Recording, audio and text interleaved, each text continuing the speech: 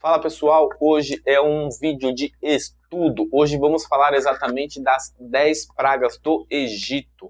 As pragas que começaram lá em Êxodo, capítulo 7, né? Que Deus vai usar Moisés para trazer as pragas para o Egito e libertar o povo hebreu. Mas antes disso, não se esqueça de curtir e compartilhar o vídeo. E se você não é inscrito no canal, se inscreva no canal também, que isso aqui vai ser de grande valia para quando você for trazer uma mensagem ou apenas for estudar e saber o que realmente significa as 10 pragas do Egito.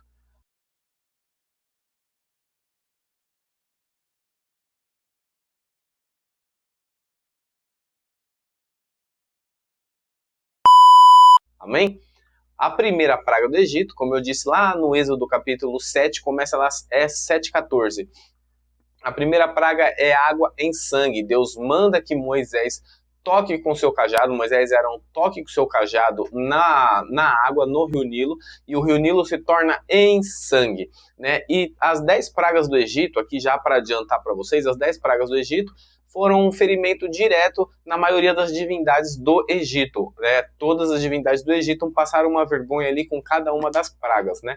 E essa primeira praga foi uma praga que ofendeu direto o deus Nilo, né? Que era ali o deus da fertilidade, né? Que eles acreditavam que era a grande fertilidade. Por quê? Porque a Bíblia vai nos dizer que assim que a água se tornou em sangue, toda a vida que havia no rio Nilo morreu, né? E aí o deus Nilo, que é um deus egípcio, foi altamente ferido, né, altamente envergonhado com essa primeira praga. A segunda praga é a praga de rãs, né? O faraó ali ele endurece o seu coração, lá em Êxodo 8, ali 1, 2, enfim, em diante.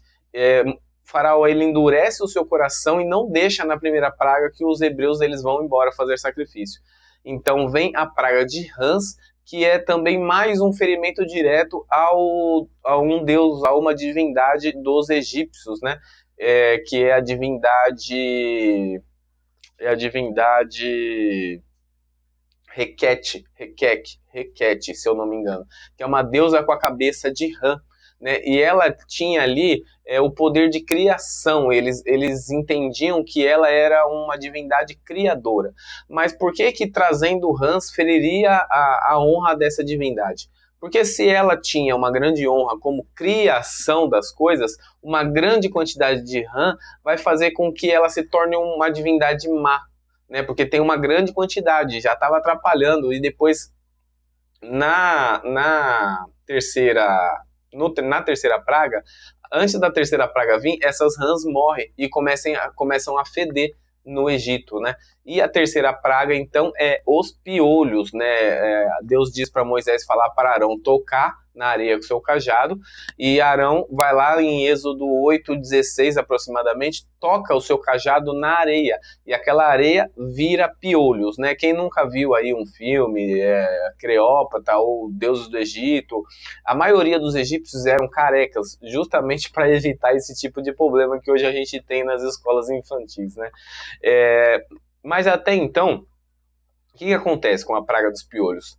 As duas primeiras pragas, o rio em sangue e as rãs, os magos do Egito, eles conseguiam reproduzi-las, né? E assim que eles reproduziam essas pragas, Moisés e Arão ficavam meio tipo, a palavra deles não vale tanto para Faraó, porque os magos de Faraó conseguem fazer a mesma coisa, então estamos equilibrados ali entre o mesmo poder, né? Agora, os piolhos, eles não conseguiram reproduzir.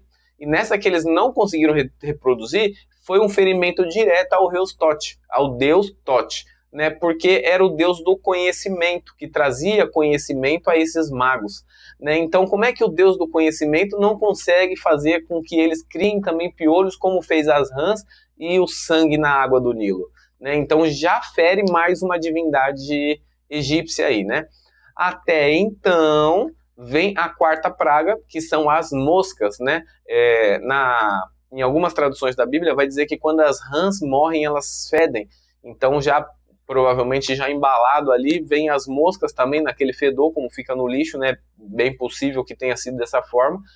Não está relatado diretamente na Bíblia dessa forma, mas é bem possível que as moscas tomam conta do Egito, né? Mas a praga das moscas, há algo especial que acontece aí. O que é? É que quando Deus faz as outras coisas acontecerem, os hebreus ainda podiam acessar aquelas pragas, né? Então, aquelas pragas das rãs, do piolho e da água, do sangue no Nilo, ainda era acessada até os hebreus. Né? Na quarta praga, porque até então era para ferir diretamente os deuses, os hebreus não tinham outro deus, né? Então, para eles, tanto faz os deuses do Egito passar vergonha. A quarta praga, que é a das moscas, né, há uma separação. Então Deus pega e fala: os hebreus que estão na terra de Gósen não vão receber as pragas de moscas, só o Egito. Então, mas se você olhar no mapa, eu vou ver se eu consigo encaixar o mapa aqui no vídeo. Se você olhar no mapa, tá uma terra do lado da outra. Porém, as moscas não passam na terra de Gósen, onde estão os hebreus. Elas vão diretamente ali para onde está o faraó. E isso já é uma distinção, né, de israelitas e egípcios para acontecer ali uma evidência de que Deus faz acepção do seu povo. Né? Então, como os egípcios acreditavam que o Deus deles lá na frente, que a gente vai ver que é o Deus Ra, o Deus Sol, é para todos, ali não, ali Deus mostra que ele é o Deus dos hebreus, ele protege o seu povo e fere os outros, a partir do momento que esses outros maltratam o seu povo. A quinta peste é sobre os bois e vacas, né, sobre o gado, e ela é um ferimento direto a alguns deuses do Egito, né, que tem a cabeça de gado, de boi, de vaca, né, que é a Apis, a Thor e Enut, Deus Nut, é representado como uma cabeça de vaca, literalmente. Né? Então, quando o gado morre, automaticamente esse Deus ele é ferido, o seu caráter é ferido, porque se ele é um Deus, ele deveria ser intocado. Né, mas quando o Deus dos hebreus, o Deus invisível, que não precisa de estátua, não precisa ser um animal para ser adorado, ele chega, os outros têm que se curvar, e quando não se curva, eles são feridos, né? Aí a gente tem a sexta praga, né? A sexta praga, ela vem com muita força. A sexta praga, ela vem com muita força e já está lá em Êxodo 9, se eu não me engano, né? E aí, a sexta praga são as feridas, né? Os tumores no corpo dos egípcios. Né? Então, esses tumores eles surgem nos corpos dos egípcios e até então, como eu falei antes, os magos eles estavam na presença do rei. E nessa que eles estão na presença do rei é porque, tipo assim, a sua praga nos fere, mas estamos aqui, servindo ao nosso Deus vivo na terra, né? Que eles chamam. E então, quando estouram os tumores, eles fogem, eles vão para suas casas para tentar, né, sei lá, se coçar, se sarar, passar um metiolato, não sei. E eles fogem da presença do rei, né? Então, tinha tamanha severidade isso que eles fugiram para suas casas para buscar proteção, né? E isso era mais uma ferida de que eles estão abandonando o rei por domínio próprio, por bem próprio, né? Que é para ter a sua proteção, mas mesmo assim eles não conseguem. Né? Então, quem era ali devoto ao rei acaba fugindo da presença do rei. Aí a gente tem a sétima praga, que é a chuva de pedras. Em algumas traduções vai estar como saraivas, né? Saraivas de pedra e fogo. Em Êxodo 9, 13, de 13 em diante, acho que até o 30, 35, por aí. Né? Essa forte saraiva envergonhou alguns deuses também. Né? Envergonhou alguns deuses dos elementos naturais, do fogo, da água. Então, a deusa Osíris foi envergonhada nessa sétima praga, e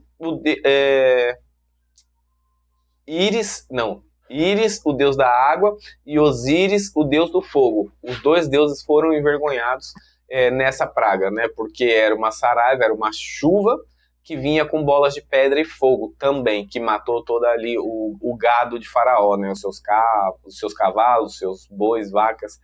Aí temos a oitava praga, né? A oitava praga é a praga de gafanhotos. A praga de gafanhotos, Deus encheu o ar e a terra de gafanhotos de toda a terra dos egípcios. Ele ainda está fazendo a acepção dos hebreus, tá?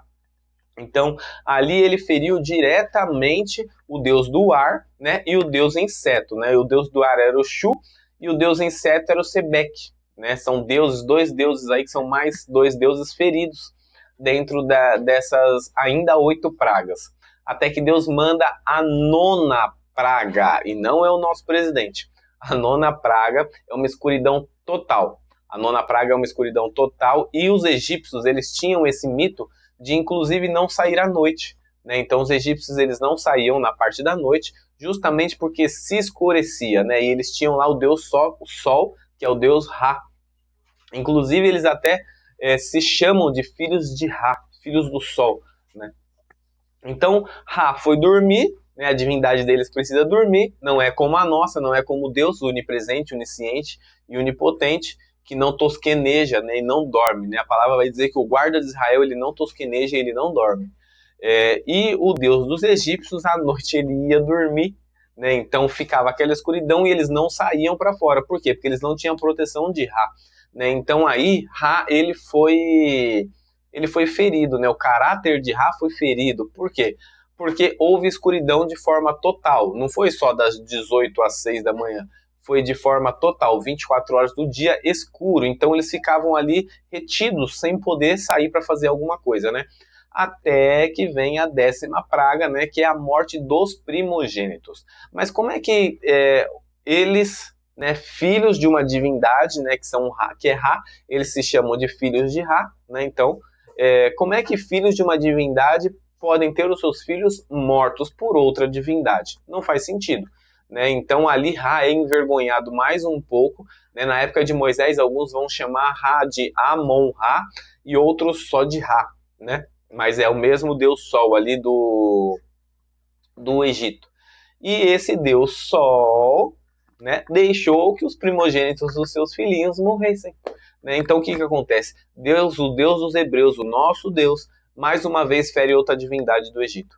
Então essas são as 10 pragas do Egito, né? Então cada uma delas tem um sentido. Quando você estiver estudando para ministrar a palavra ou apenas para conhecimento próprio, saiba disso, que cada praga do Egito tem um sentido e o Egito inteiro foi ferido. Por quê? Porque não se curvou a Deus. Como lá na frente a gente vai ver aí que os deuses dos filisteus também vai ser ferido, porque os filisteus, sem sabedoria, roubaram a Arca da Aliança. Mas esse aí vai ser para o próximo vídeo. Até mais, pessoal.